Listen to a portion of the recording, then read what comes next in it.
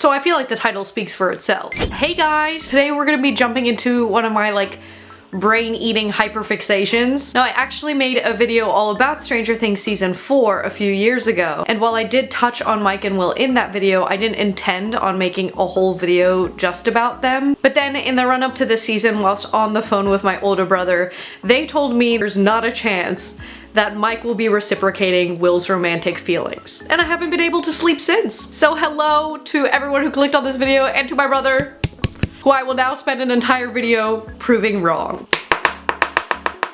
In this video, I'm gonna attempt to speedrun you through the fact that I think Homotron 5000 over here could in fact be a Homotron. To do this, I'll give you a recap on the Mike and Will dynamic as it unfolds episode by episode. And once we're done with that, I will execute my brother to make a statement.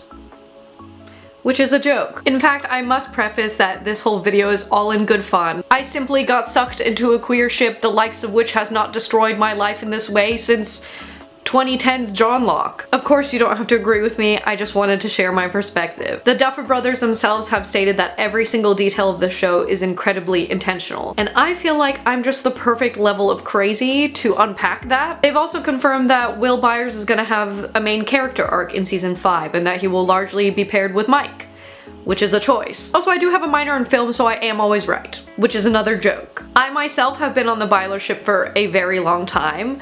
Ironically, I started this whole thing thinking that it was Mike who was more into Will, but we'll get to that. Needless to say, I've been preaching that Will is queer-coded and in love with Mike since the general audience thought it was a weird opinion for me to think that. But I was right about that, so I was making edits of them in 2017. And that's actually, that one's not gonna be a joke, that one's true. And neither is the part where I tell you that the last one I made was in 2022. Season 1, Episode 1. The boys are playing D&D, and after rolling a 7, Will loses to the Demogorgon. Dustin and Lucas agree that because Mike didn't see it, they're just gonna lie to him. But Will hangs back and immediately confesses the truth to Mike. It was a 7. Huh? Just so we're clear, the very first thing this show ever does is establish their dynamic. More specifically, that they can't lie to each other. After Will goes missing, Dustin and Lucas are sure that nothing's wrong, but Mike is the one who insists there is. Then Dustin's bullies force him into doing the arm thing, and Mike makes Dustin feel better by telling him it's really cool, like having superpowers. Which may seem irrelevant, but you'll have to stay with me. Mike is the first one to suggest that they all go look for Will, and at the dinner table with his family, he has this outburst. We have to do something. Will can be in danger. I'm the only one that cares about Will. Episode 2. After taking in 11, Mike decides that they'll keep her around for the night and then send her back to Penthurst Asylum, or wherever she came from. Now, as you may remember, season 4 Mike, when he's finally able to confess his love to 11 for the first time, cites meeting her in the woods as knowing that he was in love with her instantaneously. But then this is him on said evening, which could be nothing. That same episode we get 11 being reported as being a young little boy, because they think she is. And that's just one of the first times that this happens this season. It is an early established fact that the 11 that Mike claims he was already in love with by this point in the season looks to many others like a boy. Later, Mike's mom opens up with him on the couch and tells him she knows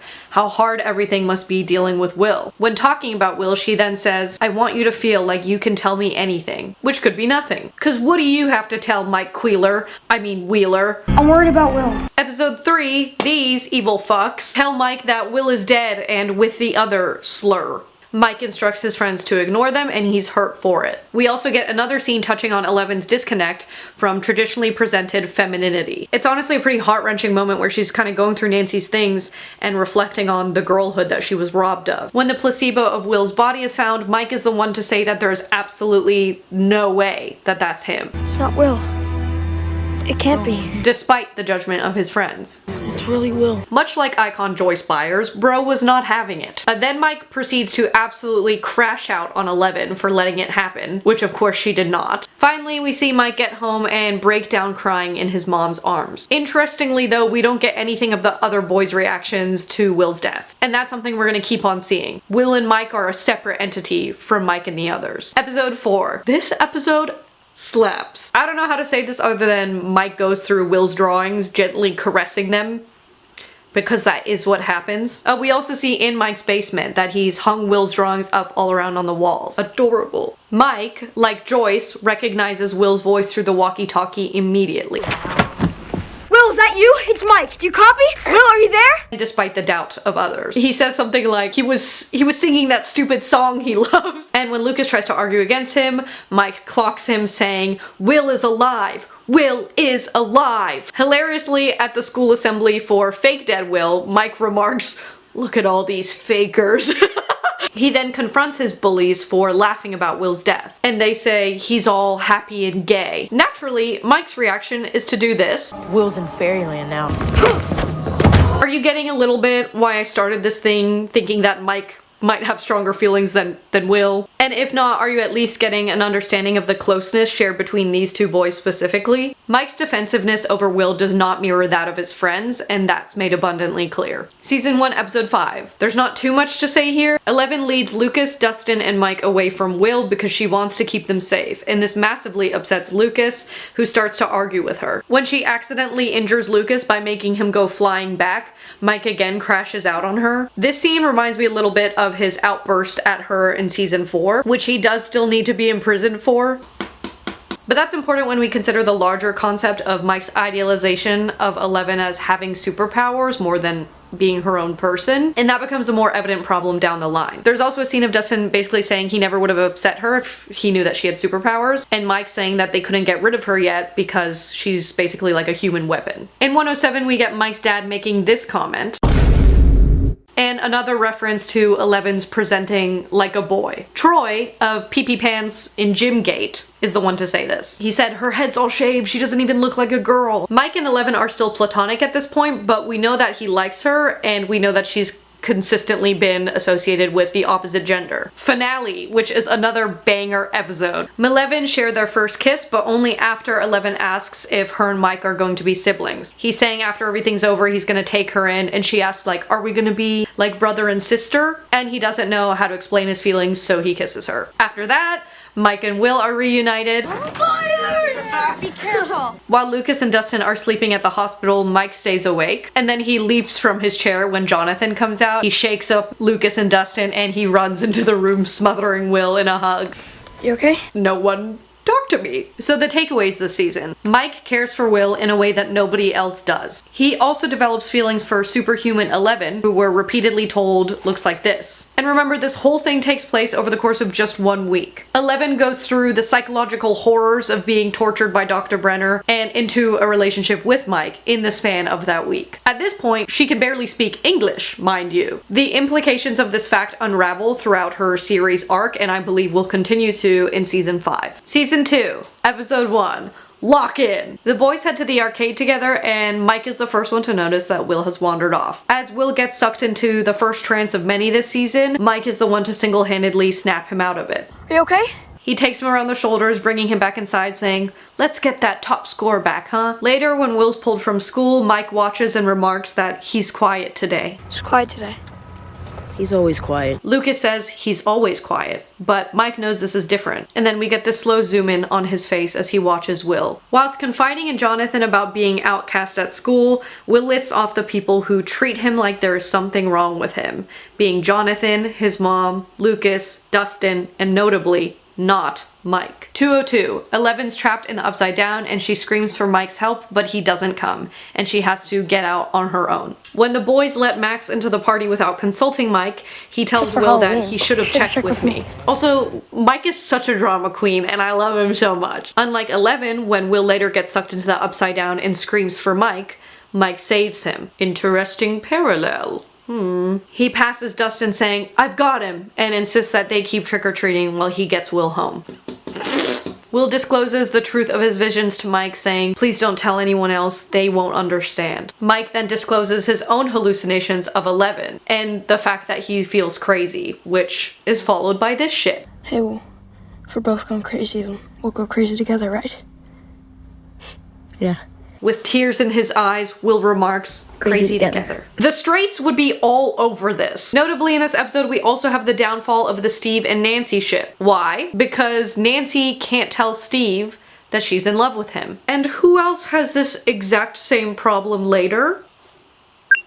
And who is Nancy realizing that she is in love with? A Byers. Jonathan, aka Byler 2.0. But this is just me noticing patterns, you guys. If not a legitimate ship, then why paralleling legitimate ship? Episode 3, after realizing where Dart came from, Will waits for the rest of the party to leave before he tells Mike the truth. Like in season 1, episode 1. Mike, again, is the first one to realize that Will has gone missing. They are like this. I just found him like this. I think he's having another episode. Season 2, episode 4. Mike stares at Will's empty chair at school, realizing that he's not coming. He then phones the Byers' house looking for Will. When nobody answers, he reconvenes with the party members to help Will and to figure out what's wrong with him, as well as volunteering himself to go after him, which he does. Now is not a really good time. Is he okay? He arrives at the Byers' house, pesters Joyce to let him in and help, and succeeds. 2:05. When Will cries about his connection to the shadow monster, Mike assures him it's not a deformity, but that it's cool, and he's a super spy with powers. The concept of Mike being enamored with those who have superpowers. He also does this thing here that Byler Nation calls his Will voice. Maybe that's good. You really think so? Yeah. Yeah, I really do. It might sound silly, but can you imagine him speaking like this to Lucas or Dustin? No, because he doesn't.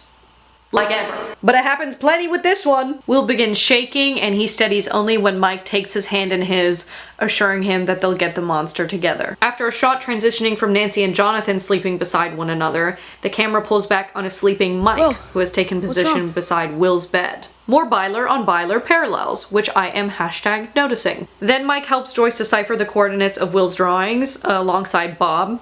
Bob. Super spy. He muses again when Will cracks the code. Episode 6! As Will enters shock, Mike stays with him in the hospital room and remains sleeping by his bedside at all times. And it's cute as fuck. I'm sorry. Canon, Lucas, and Max also do the same thing in season 4. Meanwhile, Murray puts together Byler 2.0, being Jonathan and Nancy. He cites Jay Byers' problem to be his trust issues, and Wheeler's to be her instinct to retreat from what she really feels. He brings up Steve saying, "Aw, we like Steve, but we don't love Steve." And who was it that the other Wheeler was having problems saying I love you to? In Murray's own words, "It is a curse to see so clearly." Will begins to lose his memories, forgetting who everyone in the room is except for his mom and Mike. Know who that is? That's my friend. Mike. What about me? Thank you, Duffers, also for giving us this scene. I will now be exploding. Mike again saves Will from the edge as he begins getting sucked into the monster's void here again. Finale, which words could never do justice. Season 2, really, it's like the fans' least favorite. I love season 2, hello? As Will becomes fully possessed by the Upside Down, Mike realizes they can use his powers to defeat the Mind Flayer by cracking through Will's subconscious. Will relies on the stories of Jonathan, Joyce, and Mike to save him. Mike then delivers what may be my favorite Byler moment ever. And let's take a look at that scene. I asked if you wanted to be my friend. You said yes. You said yes. It was the best thing I've ever done.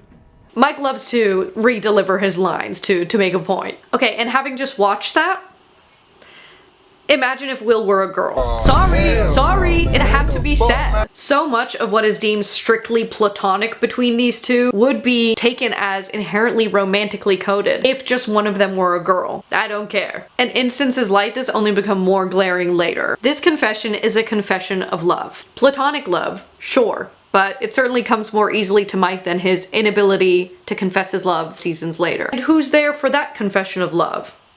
I didn't have room to fit everything on the board. Through the stories of his loved ones, Will is able to communicate to his friends using Morse code, and it absolutely slays. And then we actually get my favorite Mike and Eleven scene right after this. And yes, contrary to what you might have assumed, I was actually aboard this ship too. In fact, receipts, here's an edit I made of them, also in 2017. Season 1, their dynamic is precious, and season 2, we get this banger. It's seasons 3 and 4 where they start to lose me, but the takeaways here. Eleven is absent from Mike for almost the entirety of this season. She's busy on her own arc of self-discovery as she uncovers the secrets to her mother's past. Once again, it's ingrained in us that Mike is Will Byers' defender number 1. Last but not least, Will has a unique connection to the Upside Down that only his family and Mike were able to save him from. And we know that that's going to be the cornerstone for the last season, because they've already told us so. Season 3. We open on Mike and Eleven kissing, making out, if you will. Also, Hopper just absolutely takes me out in this whole sequence. Mind you, this is the season that they all call a filler season, which doesn't mean it's not good, it's great. But a recap of the series up to this point, I think You can skip has a 3. connection. But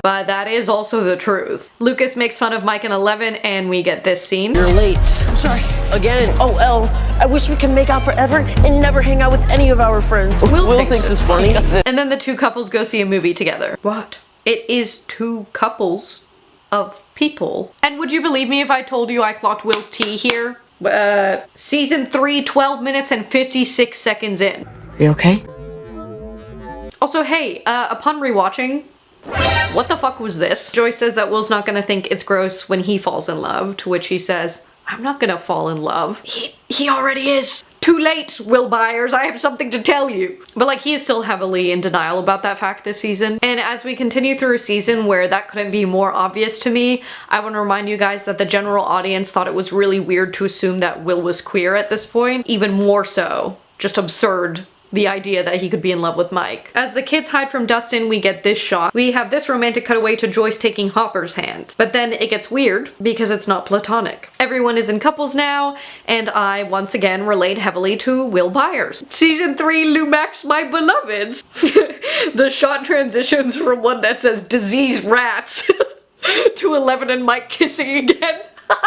And Mike is such a little dick in this scene, like the Hopper crash out that follows this is completely valid. Season 3, episode 2. Because Mike and Eleven are separated, Max and Eleven become friends, and she learns that there's more to life than just stupid boys. Which is not me trying to clock Byler T, but genuinely that I think this was such an important arc for her. Max teaches her to do things not for Hopper, quote, not for Mike, but for herself. And that's really important because if you think about it again in context to what I was saying in season 1, Eleven never got to be her own person. She was treated like a lab rat and a crazy experiment, only to immediately jump in a relationship with literally the first guy she made eye contact with. Eleven's journey as her own autonomous character is really important, and it's something we'll be told that she's going to be focusing on in season 5, which I do think ties into all of this. Mike then gets dumped by Eleven, giving us this incredible reaction image. 303, Max tells Elle that Mike will come crawling back to her in no time, and that she's sure he's crying and wallowing in misery from being dumped right now. Then they use Eleven's powers to spy on Mike, and this is what Mike is actually doing. That's my whole point. You were the victim here. I know. He says, you know, women, they act on emotion, not logic. Meanwhile, Will, who by the way is still here, is winning the ID gaff war. He could not give less of a shit. And then it's this. Yeah, I don't know. They definitely seem really distraught to me. Will is desperately clinging onto their childhoods as he hosts a D&D game that neither Lucas nor Mike take seriously. And we know that D&D is actually still a huge part of Mike's identity as a character throughout the series because of his connections to Hellfire in season 4, as well as his use of the game in the season 5 trailer. Right now, he's too consumed by Eleven. So then Will gets fed up and he leaves. Immediately, Mike goes from completely unbothered to, Will, I was just messing around. Let's go back, let's finish the game, okay? Hey, let's finish for real. And then Mike chases him up the stairs. And we get fight in rain scene. Fight in rain scene, you will always be famous to me. Will points out that Mike has been a terrible friend in general and can't even say where Dustin is, which, clock that tea. But then Will says that he's rooting their friendships and it's just so he can swap spit with some stupid girl. Like Mike, I agree that Elle is not stupid. But unlike Mike, I would never say this. It's not my fault you don't like girls. To me, two things are clear here. One, Will doesn't actually think that Eleven is stupid. He's projecting his own jealousy here. All of the clues are here. The second thing that's clear is that Mike is also projecting. To me. It was real to me. Mike isn't homophobic, and we know that because they've shown us several times that he stood up to that kind of thing in the past, specifically in regards to defending Will. While lashing out, his words are specific. Not, it's not my fault you don't have a girlfriend. It's not my fault you don't like girls. Michael Wheeler, I am in your walls. Either this is a projection of his own feelings of internalized homophobia, or he really is just a shithead. Ultimately, I understand that this is just the interpretation that I have of the character, and the Duffers will do what the Duffers want to do. Remember earlier when Max said to Eleven that Mike is sure to come crawling back and begging for forgiveness in no time? Well, she was right. Except he's doing that for Will. Mike bikes after Will in the rain with Lucas in pursuit, and then he bangs at his door apologizing and begging to be let in. Realizing that his childhood is crumbling to dust, Will crashes out and destroys Castle Byler. And who knows to find him there? In this episode, we also get Robin deciphering when blue meets yellow in the West. This has become a huge part of Byler theory. It's more theoretical in how it pertains to the colors blue and yellow often being associated with Mike and Will. And that could all be a load of bullcrap, but also... And I do think it's interesting that it's confirmed that Robin is paired a lot with Will in season 5, who Maya Hawke has described her character as mentoring his. Maya Hawke, who ends up with her friend who she's queer with, mentoring Will. In episode 4, Eleven tells Mike that Hopper was right and maybe she should have space from him. As Mike realizes that Will can feel the mind flayer through Billy in himself, we get this just iconic line delivery. Please. Max, get away from the door. Bro is so busy staring into other bro's eyes that he forgets to speak out loud. Mike catches a fainting Eleven, and this scene by audiences is largely seen as so romantic. Right? Uh-huh. Okay. Remember that in season 5. 305. Mike and Eleven are still broken up, but they're working together with a gang to solve Billy's mystery. At the vending machine, Mike tries to get a Kit Kat from the machine, but it gets stuck. So Eleven makes all of the candy fall using her superpowers for Mike. We then get this shot. Right after this, Mike goes to get the candy, and Lucas has to explain to Mike that that was Elle extending an olive branch and that Mike should be apologizing right now. To this statement, Mike is completely bewildered. And Lucas says, "Oh my god, you're hopeless." Eleven's powers are the bridge to reaching Mike. She's able to communicate her interest to him by using her powers, and not her words. Mike is also terribly useless. He doesn't realize he should be apologizing here. So who's to say where this would have gone in the Mike and Eleven relationship if not for Lucas's forced intervention right here. And Will, meanwhile, I feel like it goes without saying. And then, yeah, in the very next scene, girl. Eleven turns her body and her head in the opposite direction of Mike, while Will does the opposite, turning instead to face Mike. And then he and Mike have this little silent communication without speaking, and it's very cute. Once again, Mike is the first person to notice that something is wrong with Will, and that happens while him and Eleven are busy bonding over reading a candy wrapper. My god, what do they have in common? There's like a scene in season 1 where Mike is showing Eleven around his room and his toys and stuff, and she does not give a fuck. She literally walks away from him to go look at something else because she does not care about his interests. In episode 6, Max asks, who do you think should be deciding Elle's limits? Elle or Mike? Mike says Max is corrupting Eleven. Max insists no, Eleven is her own person and not his. Nancy agrees with Max, and then Mike makes this face. While she's out of the room, he blurts out to all of them, Because I love her and I can't lose her again. and then he makes this face at hearing his own words. One thing about Mike Wheeler is that boy cannot hide how he's feeling from his face. And I do think he loves her here. Yeah, but also, I love Taco Bell. Eleven saves the day, and Mike says that her scars will look badass. He says that being broken up with her was hard, and how he was selfish because he wanted to keep her from Max and Hopper and solely to himself. Codependent core. The other characters have said it, not me! Mike tries to profess his love, but he can't actually say the words, so he instead settles for, they do say it makes you go crazy. And why does that sound familiar? And I couldn't help but to notice, still unable to say he loves her, we get this scene. The phrase, like, blank makes you crazy, like the word. Girlfriends? No, not girlfriends. Boyfriends? No, not boyfriends either. It's like a feeling, or, yeah, like something, like old people say to each other sometimes. Old people? Yeah, what I want to say is that I know that I... Old people say it to each other sometimes. Old people say it to each other sometimes. The gang closed the gate. Again, as Will gets geared up to move away, Mike asks Will if he'd want to join another D&D party. Will answers, not possible. Yeah, but what if you want to join another party? Not possible. Again, platonic or not, the shit is freaking adorable. Then right after this, Elle and Mike talk. She brings up the day he confessed his love while she was in the other room, and he acts completely confused. It was, quote, heat of the moment stuff and he doesn't really remember, so. Why can we only profess our love to 11 when it's a life or death scenario? Why pretending you don't remember? Okay. Elle says she loves him and then she kisses him and then she leaves the room while he remains frozen in silence. Mind you, he still hasn't said the words back to her. And while she's kissing him, he has his eyes wide open. And when she leaves, he again has a weird facial reaction, doing this. And where might he be located? Standing in front of an open closet. An open closet. I may be reaching Joyce Byers' level of insanity right now, but also, Joyce Byers was right. The Byers end up moving out, and we get this hug, and the camera slow panning on Mike's face. The camera's slow panning in on Mike's face as he watches them leave. Lately, I feel like you're pulling away from me, or something. The camera then cuts from Will in tears and back to Mike. As the rest all pull ahead, Mike stops and turns around so that he can get one more look at the Byers' house. Then we see him getting home in a distraught state, and wordlessly his mom pulls him into a hug, which mirrors the hug from this happens before we even get a cut back to 11, which could mean nothing. To me, this is Mike realizing some things about himself, even if that is just how much he's gonna miss Will. The Mike we see reacting to Will in the finale of season 3 is the opposite of the Mike we get reacting to Will for the first time in season 4. Suddenly he's very cold and distant and he doesn't know how to talk or be around Will, or really he doesn't want to touch him or anything. The takeaways here: Mike and 11 begin the season completely reliant on one another and often excluding their friends and family. They break up for the whole season, they're apart again, and 11 discovers freedom in her girlhood and her own independence, while Mike toots and farts and still can't say that he loves her by the end of it. Mike this season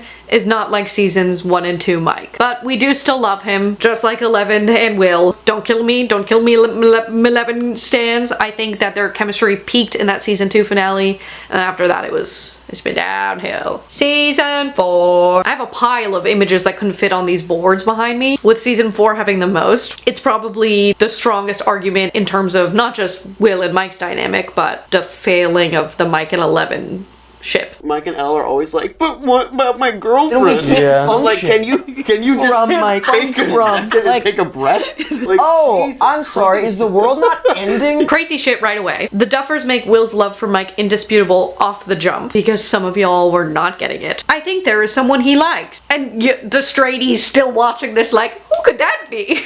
Episode 2, 11 and Will go to meet Mike at the airport for the first time in months and months, and this is Mike's reaction to seeing Will. Hey, how you doing?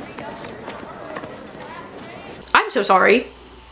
What the fuck was that? And why is he so scared to touch Will? Mind you, in season 3, in their last interactions together, Mike was devastated to be losing him. So again, I must ask, the fuck? Mike also greets 11 with flowers titled "From Mike," as he's still unable to use the word love. Meanwhile, she looks all cute and she's done her makeup. She's grown her hair all long. This is the most, like, feminine presenting version of her we'll get. And she's also layered under her dress one of Will's shirts, which isn't fan theory. Literally, the costume designers refer to these looks as her Will outfit. Will's old shirt, you know, so it was important that even in the frame with Will, she'd kind of look like she's wearing his clothes. Which could be done. 11 lies to Mike about having friends, and Will ends up being the one to tell Mike. We know Will does not like to lie to him. Mike immediately tells Will that that's total bullshit. But I thought Elle's whole thing last season was trust and friends don't lie. And the season before that, it was that Mike will always trust Will. He is such a poo clopper.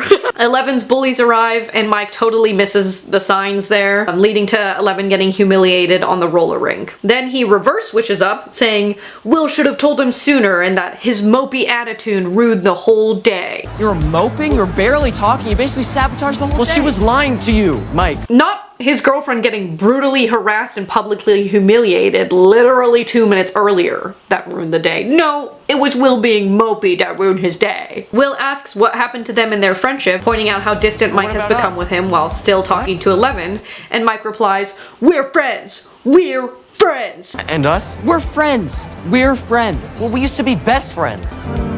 And what song starts playing in the background promptly at that moment? In the closet. In the closet.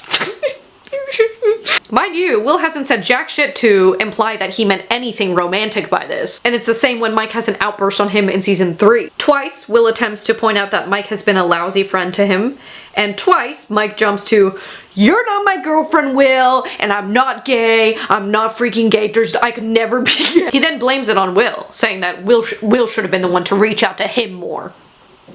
This scene specifically parallels their argument from season 3 down to the blocking and the movements, which I will provide here. Look at! This is as intentional as the rest of the Duffers' choices. This thus solidifies either the projections of Michael Queeler, or just the fact that he's consistently a bad friend to Will. But also, like I've said, we don't get anything like what happens between Mike and Will in these scenes with Mike and any of the other characters. Fun fact alert, this scene was actually originally set to be filmed on a mini golf course. The writer's room posted a photo of their whiteboard with all of their ideas and brainstorming for the season. On that board they cited High School Musical 2 as the inspiration for this scene. And that reads clearly through Will's, What about us? And what about everything we've been through? What about Dressed? And what about me? 11 then insists that Angela continue the lie and go tell Mike that no, it was a joke and actually they're besties. And when Angela refuses, 11 slams her skull with a pair of roller skates.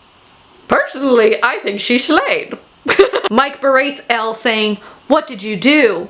What did you do?" Mind you, this is following the episode that opens with Brenner, 11's abuser, yelling at her saying the exact same thing. And upon hearing Mike's words, 11's triggered into that flashback of Brenner. And I, once again, cannot defend Mike for this. In 403, everyone is miserable. Mike is sitting between 11 and Will on the car ride home, and he offers no comfort to 11, who is instead comforted by Argyle. And at the dinner table, when he says he's sure that Angela's gonna be fine, Mike snarkily remarks to 11, "She didn't look fine." Right. Also could not fit this on the board. Right. They're so in love, as you can see. This scene also parallels Mike's parents, who we know don't love each other because Nancy tells us exactly that in season 1, and also because the show repeatedly shows us that. Elle storms off and Will stares off yearningly. I've got a shot-by-shot side-by-side. Mike's dad makes an unnecessary remark, upsetting Mike's mom, who ends up getting up and leaving the dinner table. He sits there clueless drinking his drinky. Same exact thing here. The next day, Mike goes to talk to 11, at which point they enter this argument. Mike says he was also bullied horribly and he knows what it's like, to which 11 says, "No, you don't. Girl, you saved him from jumping off of a cliff because of his bullies who were actively trying to murder him." Then she says that Mike had looked at her like she was a monster the day before, and he says, "No, I didn't, and it doesn't change anything, and it doesn't matter, because he still cares for her." But he still can't say that he loves her, which she points out through tears. He can't even write it. His response is still not to say it, but to say that she's a superhero. Remember the thing about idealizing her for her powers and not her humanity? Yeah, that. Season 3, I didn't particularly care for them, but season 4 is where it becomes almost unbearable to watch as a Jane Hopper stan. A Byler or no Byler, I think she deserves better than this shit. Then she gets arrested and Mike says to trust her that he's gonna get her out. She just actively disassociates and isn't fucking paying attention to him. And they again spend the rest of the season apart. Episode 4. With 11 trying to get her powers back, Mike and Will are left alone in California with Jonathan and Argyle. 11 leaves a note for Mike saying she's gone to become a superhero again. Notice how she thinks that having powers will make Mike love her again, and that she inherently places her own self-worth in her powers because of Mike. Meanwhile, Bro throws the last thing he has from her into the trash can. He tells Will that his fight with 11 felt like one they can't come back from. And Will is the one to reassure him that yes, they can. Will Byers, they could never make me hate you. Even in reference to their problem, Mike refers to his inability to say I love you as saying that thing. Huh? Mike says that it looks like it's gonna be up to him and Will again. Looks like it's gonna be up to us again. It always is, isn't it? Later, Mike comes back to apologize to Will, saying he was a total idiot, like in season 3. Will says, I didn't say it, to which Mike says, you didn't have to. And he makes this face. He made this face. This directly contrasts the conversation that was had in this exact spot, in this exact room 24 hours earlier. She says to Mike, you never say it, and he's unable to answer. Will says, I didn't say it, and Mike answers, you didn't have to. Will goes on to say he deserved how he was treated. And And Mike refuses this notion, instead you don't saying deserve how anything. the last year has been really weird for him. And I mean, you know, Max and Lucas and Dustin, they're great. They're great. It's just, it's Hawkins. It's not the same without you. We are shown here again that Mike and Will's dynamic is stronger and different from that of Mike and his other friends. Then he tells Will that he's been too focused on Eleven, who, by the way, is still actively kidnapped and missing. There's also another shot-by-shot parallel of Mike and Will. I don't know, maybe I feel like I lost you or something. Does that make sense? To Joyce and Hopper, as well as Lucas and Max.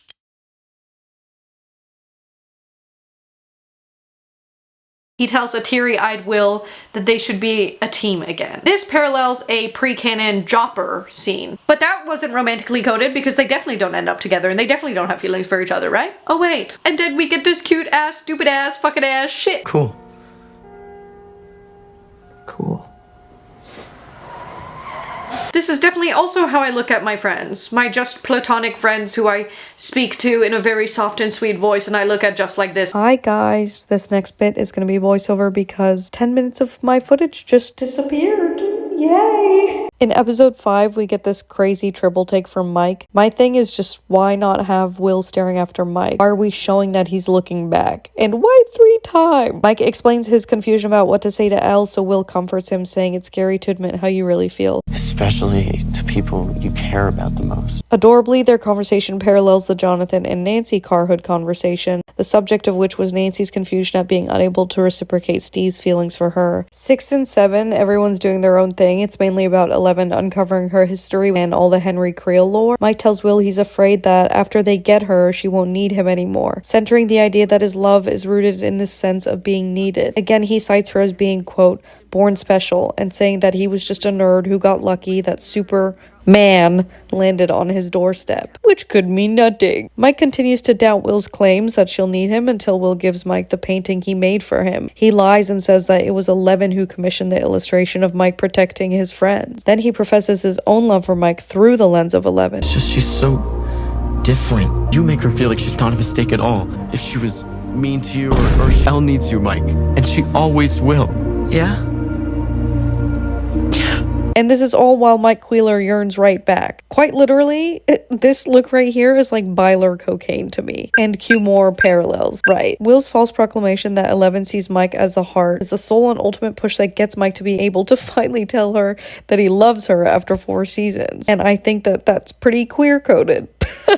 Also worth noting, this scene took 12 hours to film. Mike struggles to reach Eleven's subconscious, but Will urges him on, saying not to give up and to remember he's the heart. Mike says he knew it was love from the moment he saw her, which is not the case at all upon rewatching season 1. He says that he'll love her with powers or not, which he ties up with another labeled superhero because she's his superhero. He then lists off that she can fly and she can move mountains, and then she breaks those tethers and goes after Max. Max's escape from Vecna a few episodes prior I actually talked about in my season 4 video. I think that whole sequence was so much more powerful than the Mike and Eleven sequence. It ties all of her friends and their memories together, whereas for Eleven, it's not about that. Like, there's a reason why that is probably the most famous scene of the show. Then we get Eleven and Max flashbacks, where Eleven's memories of their friendship bring her friend back from the dead. While saving Max, we even hear the audio playing over Eleven of, "There's more to life than just stupid boys." Imagery, imagery, imagery. Mike tells Will that Elle hasn't really talked to him in the days following, which, like, okay. Then the pair have a heart-to-heart while bathed in golden sunlight. Deadass. Will confides in Mike that he knows one is alive and needs to be stopped. Seeing his distress, Mike brings his hand to Will's shoulder and promises him twice that, quote, "We will.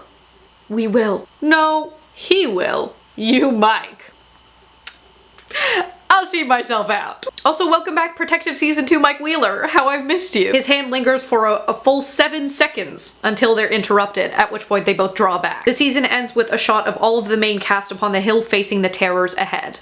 And I think the way they've paired off people is very interesting. Eleven splits ahead of Mike and Will, and she stands up front. Behind her we have Jonathan holding hands with Nancy. On the right side we have Joyce with Hopper. And in the middle, Mike with Will. And the camera cuts from that group to Mike and Will. I really don't know what could be more clear about the dynamics going forward than this shot right here. This is largely fueling the delusion, okay? And the takeaways this season. Mike and Eleven break up again, this time because Mike can't say that he loves her. That resolution comes with losing her and then being motivated by Will to declare his feelings to her. Feelings which are centered around the fear of losing her and of needing to be needed, and feelings that are still attached to her supernatural uniqueness. While separated for the majority of the season, the Callie arc builds Will and Mike's bond, delving into Will's unresolved feelings for his best friend, while Eleven's arc serves to establish her ties to Vecna and reobtaining her powers, which largely has nothing again to do with Mike. And you know who's gonna have powers in season 5?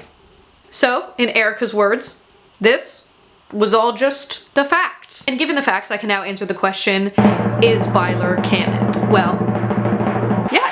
It is canon that Will Byers is in love with Michael Wheeler. That is not a disputable fact. It's not a crack ship or something to theorize about. It's no John Locke. Whether or not those feelings will be reciprocated by Mike is a separate question. But here's my thing. Why develop a 4 to 5 season long slow burn of one of the show's main 3 characters with one of the other show's main 3 characters throughout the entire show, only to have that main character reject him? And when was the last time you watched a 5 season long slow burn rejection? And to those who say, oh well, it's an arc about Will's sexuality on his own that doesn't need to be tied to Mike. Well yes, except that they did tie it to Mike. He doesn't yearn for self-discovery about his queerness, he yearns for reciprocated love. In the same vein, why give Mike and Eleven these poopy butt arcs? Why consistently show us that they're dysfunctional, struggle to communicate, and can only get resolved in these life or death scenarios? It is clear, in my opinion, that Will will not be making the first move on Mike. That boy will die before he willingly confesses first. He's been consistently forcing these feelings down